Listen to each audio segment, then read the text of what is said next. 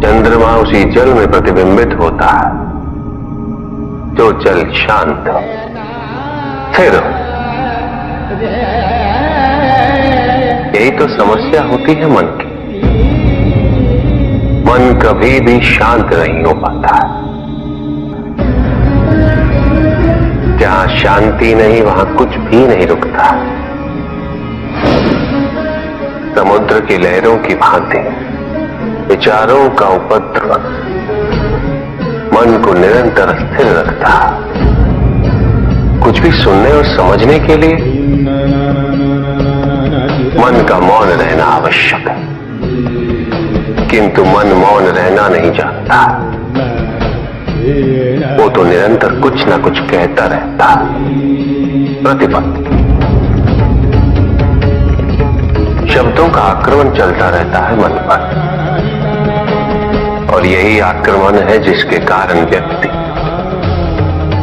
कभी भी शब्दों के परे नहीं जा पाता। जहां जीवन की सत्यता का बोध उसकी प्रतीक्षा कर रहा होता है।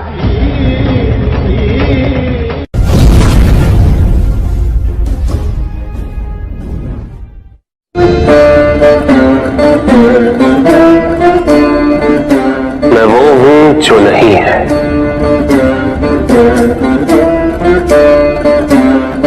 जो नहीं है वो मैं हूं।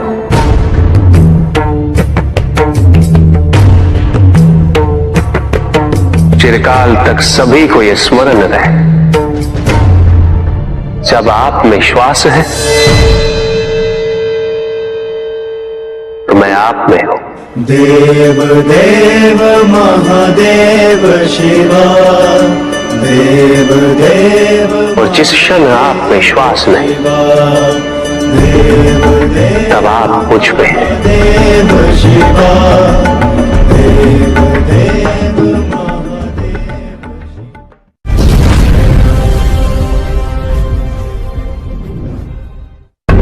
सत्य को जानने के लिए वन में जाना अनिवार्य नहीं है।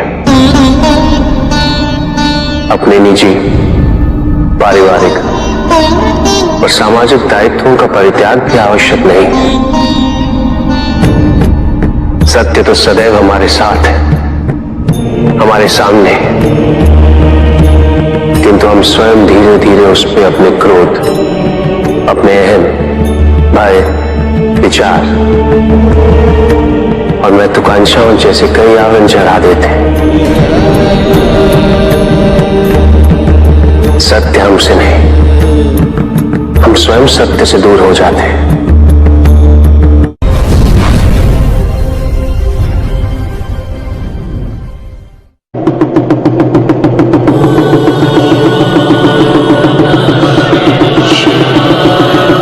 जहां न अमृत, न विष,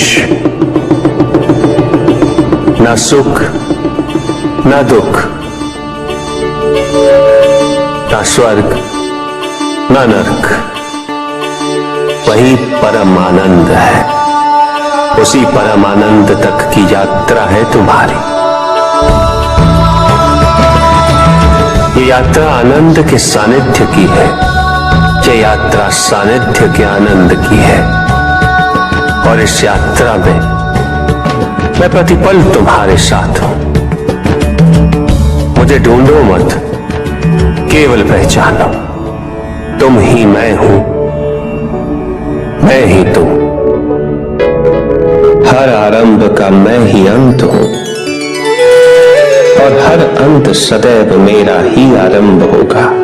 देव देव महादेव शिवा, देव देव महादेव शिवा। तुम्हारे साथ छल तुम्हारी अपनी इच्छाओं ने किया है, तुम्हारे हट ने किया है, तुम्हारी अपनी सोच ने किया है। ये रहस्य नहीं कि प्रत्येक आत्मा मुक्ति की इच्छुक होती है। जो मरता है वो है पंचभूतों से निर्मित शरीर,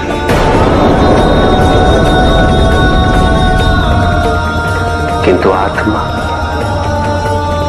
तो अजर है, अमर है।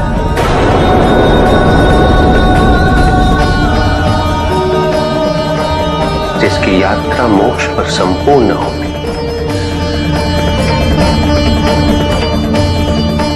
जहां सांसारिक बंधनों से व्यक्ति मुक्त हो जाता है,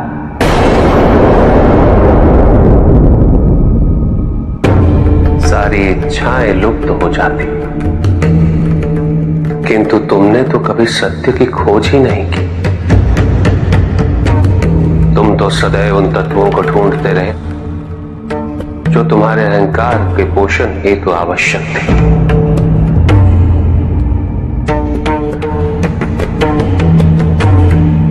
किंतु सत्य तो यही है कि ना कोई तुम्हारा है और ना तुम किसी के। जो है वो परमात्मा का है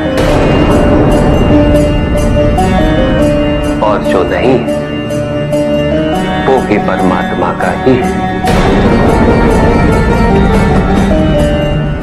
इस शरीर में तुम इस सत्य से अनभिज्ञ हो,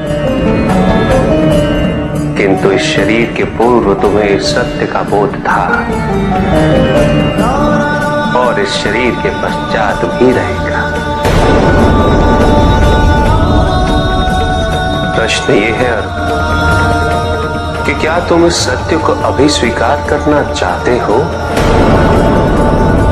यदि करते हो तो परिवर्तन का मार्ग स्वतः प्रदर्शित हो जाएगा। आजीवन तुम प्रत्यक्ष को ही सत्य मानते रहे, परोक्ष सदैव महत्वहीन रहा। तुम्हारे पास यही अवसर है उस भूल को सुधारने का। भक्ति हेतु यदि कुछ अनिवार्य है तो केवल भक्ति ही।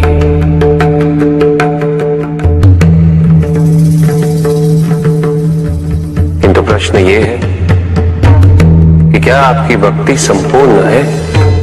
विश्वास और भ्रम के बीच की रेखा अत्यंत महीन होती है।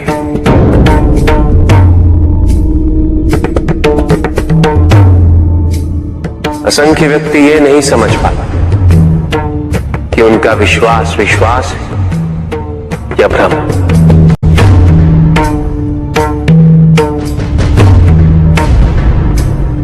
मुझ तक पहुंचने के लिए किसी और की आराधना अनिवार्य नहीं। मेरे सच्चे भक्त तो मुझे किसी भी रूप में पूज सकते, किसी भी रूप में प्राप्त कर सकते। ओम नमः शिवाय। पुरुष और प्रकृति एक है, वो कभी पृथक नहीं हो सकते। शक्ति शिव के बिना अधूरी है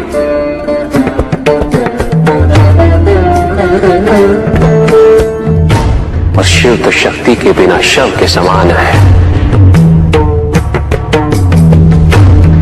शिव शक्ति पुरुष प्रकृति का संतुलन सदैव अनर्थकारी सिद्ध होगा। शरीर में यदि स्त्री तत्वों की ऊर्जा नहीं तो शरीर निर्जीव है।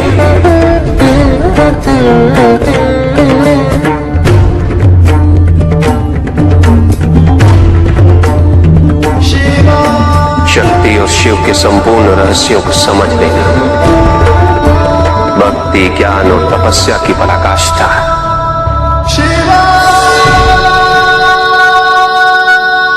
जब ज्ञान के लिए शब्द पर्याप्त ना हो, उदाहरण प्रस्तुत करना अनिवार्य हो जाता है। केवल आपके लिए ही नहीं, अपितु आपके माध्यम से समस्त संसार को शिव और शक्ति की संयुक्तता से पुनः अवगत कराना इस प्रसंग का उद्देश्य था, जो पूर्ण हुआ। महादेव महादेव।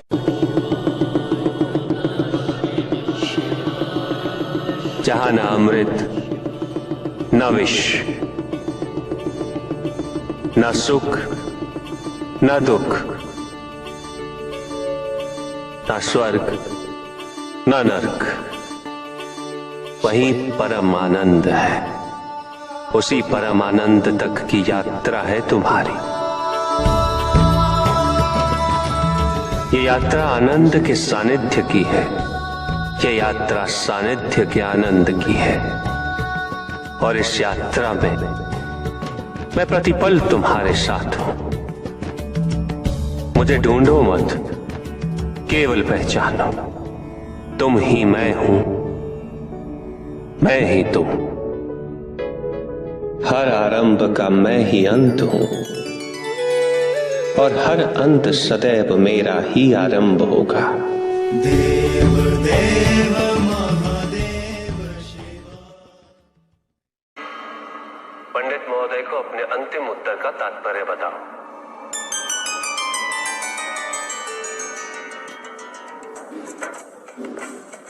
तात्पर्य यह है पंडित जी, इस जगत में 1 गुण, 2 गुण, 3 गुण, 5 गुण, ये सारे आरोपण मानव का मस्तिष्क करता है।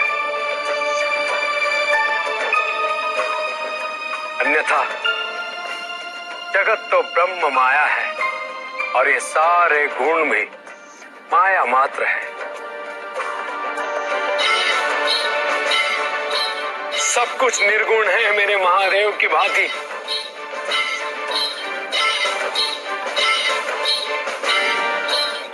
और गुण तो मात्र लीला का नाम है। साधु साधु साधु साधु। किंतु प्रभु, ऐसा कोई ज्ञान तो इस संसार में है ही नहीं। वेद तो ईश्वर की आराधना, व्रत, तप, ज्ञान आदि क्रियाओं से करना सिखाता है। तो फिर निर्गुण वाली बात सत्य कैसे हो सकती है? वेद में ही सारा ज्ञान है पंडित महोदय। वेद का सही अर्थघटन करना इस समय संभव नहीं। अनंत शिव। प्रजापिता ने वेद के मंत्र दी ताकि मनुष्य मात्र अपने गुणों के माध्यम से निर्गुण तक पहुंच सके।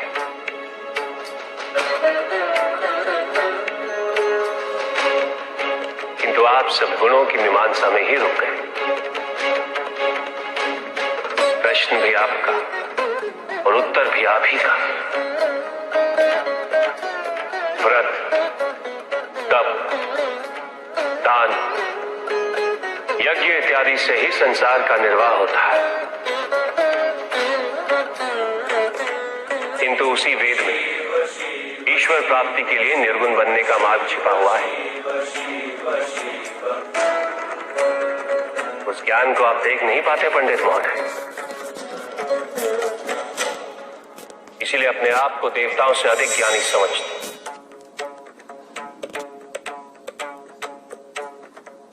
पंडित महोदय, ज्ञान का भ्रम होना अज्ञानता का प्रथम लक्षण है। इस प्रकार भरे हुए पात्र में कुछ नहीं समा था, उसी प्रकार ज्ञान के अहंकार से भरे मन में